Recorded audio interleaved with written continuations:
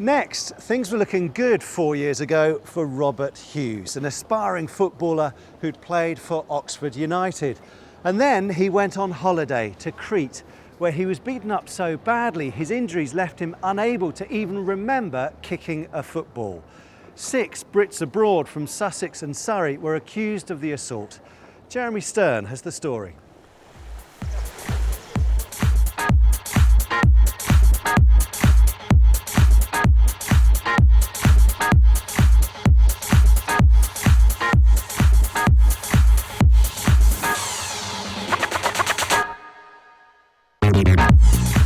In a country overwhelmed by debt, a town built for a party. Every year, thousands of 18 to 30s head to Malia on the Greek island of Crete. With the 2008 summer season in full swing, one 27-year-old footballer couldn't wait to join in.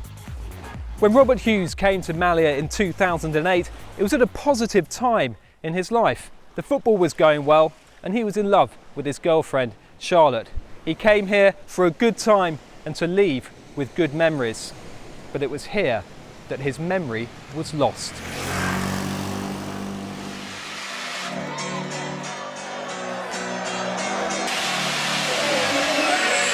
We come to get drunk tonight, didn't we, Malia? June the 17th, 2008, on Malia's main drag.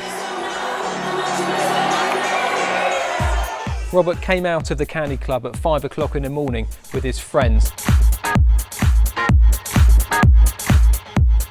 There was some kind of argument and that escalated into a fight.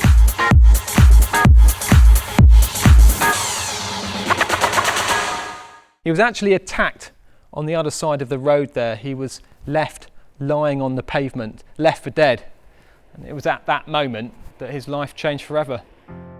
Robert was in a coma for 2 weeks and needed 4 operations on his brain just to keep him alive. When he came to, it was obvious he'd changed. He couldn't remember his own face.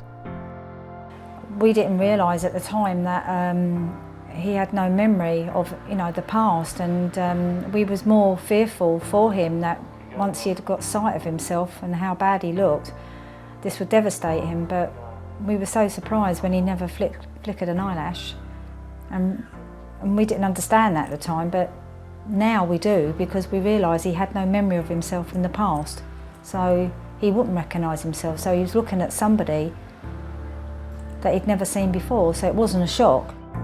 As Robert recovered, his family campaigned for justice. Last week, 6 men went on trial at Heraklion Court, 20 miles from Malia.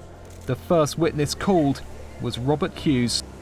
I've seen Robert get cross-examined in the court, and it's really hard to watch. I remember when I first saw him, he was playing for Oxford United and professional footballer. He had a swagger about him and thousands of football fans were cheering him on. To see him in there, he really struggled with it. And he was asked to recall what happened that night, and he said he couldn't do it. He got very upset, and the court actually had to adjourn for 10 minutes because he was crying. Out of season, Malia looks like an empty film set, but during the summer, the streets are heaving. So quiet. Do you prefer now or summer? Summer's more money. Summer's more money, now it's more rest. I think that the most of the people, 90% of the young people, the youngsters, when they come on holidays, they come for these special reasons. They come to get drunk. They give him, sometimes they give him very cheap drinks, which is bad quality, and everybody knows that. And the young people, they know that, also they know that it's bad quality. They don't care. They only care they have a cheap drink. And if you have a cheap drink, your brain goes, and then troubles. Robert's story shows a darker side to foreign trips at a time when Greece needs people to visit. 20% of the money made in the country is through tourism, but uncertainty over the euro and Greece as a whole is putting holidaymakers off. I went to the town hall to meet the local mayor. I wanted reassurance that young Brits are safe here. He told me the police, councils and the bar owners are working together to stop trouble. Και της ασφάλειας στην περιοχή, Many changes have been made, measures have been taken, many bars and clubs have been shut because they did not respect the opening hours, or they had music which was too loud, or they were serving drinks that they were not very genuine or very clean. Malia is a very safe place. We had no other case since then, and now they have very much fun. They can go, they can dance, they can drink, they can have fun, but there were no cases that crossed those limits.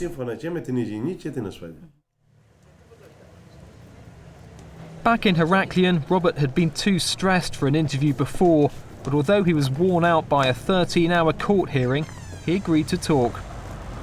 It's been weird because I can't remember like the last few days really well. And you were so brave when you had to be up there. I mean, you got through it though. Yeah, but like I say, I just find it hard to remember what I've actually done. So I can't actually remember yesterday or the day before very well. And you say I've been here for 3 days. Yeah.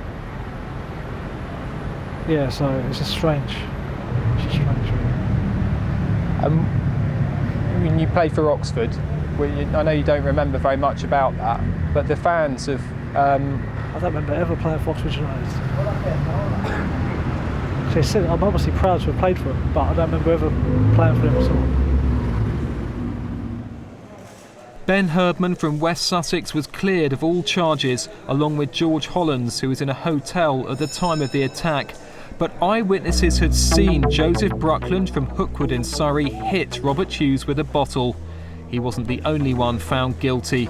Surrey men Curtis Taylor, Daniel Bell and Sean Branton, seen here on the left, also stamped on Mr. Hughes's head as he lay helpless on the pavement. But after the hearing, they were free to leave the court and fly home because their 4-year prison terms for assault were suspended pending an appeal. I don't actually feel any anger or anything towards those people at all. All I hope for now is that they just live life in the right way and just, I would never want to think really horrible thoughts because it doesn't feel right to me. Robert has played football again, but his family say the son and brother they knew and adored died in Crete. A new Robert was born, a vulnerable man who'll need their support as he learns to cope with such a devastating change.